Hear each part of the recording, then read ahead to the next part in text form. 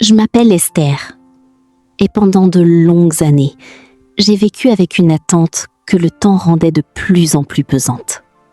Autour de moi, les saisons de la vie semblaient s'accomplir pour les autres, mais pour moi, tout demeurait dans une forme de suspension silencieuse. Les années passaient, les regards changeaient, et parfois, les paroles devenaient insidieusement blessantes. Car il y a des attentes que l'on ne peut expliquer, mais que l'on ressent jusque dans les profondeurs de l'âme. Je désirais me marier, fonder une famille, mais plus le temps avançait, plus cet espoir semblait s'éloigner. Et avec lui, une partie de moi commençait à se résigner. À 41 ans, j'avais presque accepté l'idée que certaines promesses n'étaient peut-être pas pour moi. Mais Dieu n'avait pas dit son dernier mot. Car dans un moment que je ne peux qualifier que de providentiel, je fis une rencontre. Une rencontre simple, mais empreinte d'une évidence intérieure. Il n'y avait ni agitation, ni précipitation, mais une paix. Une assurance discrète.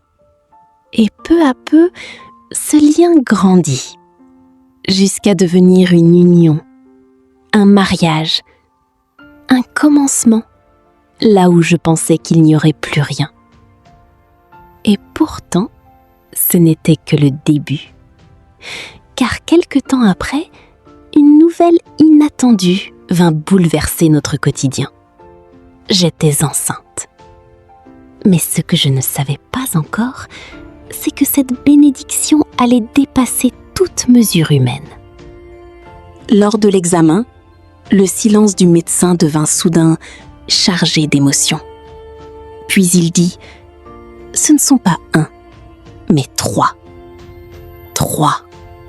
3 vies, 3 promesses, 3 réponses en une seule fois. » À cet instant, je fus submergée par une stupeur indicible. Comment expliquer cela? Après tant d'années d'attente, Dieu ne m'avait pas simplement répondu. Il m'avait comblée avec une générosité déconcertante. Aujourd'hui, je regarde mes enfants et je vois bien plus que des naissances. Je vois une fidélité, une preuve vivante que le temps de Dieu n'est jamais en retard. Et si tu écoutes ceci aujourd'hui, peut-être es-tu dans une attente. Peut-être as-tu l'impression que le temps t'a oublié. Mais écoute ceci attentivement. Ce que Dieu prépare dans le silence dépasse souvent ce que tu imagines dans l'impatience. Car là où l'homme voit un retard, Dieu prépare une abondance. Alors aujourd'hui, ne te décourage pas. Car ce qui semble tardif peut devenir extraordinaire.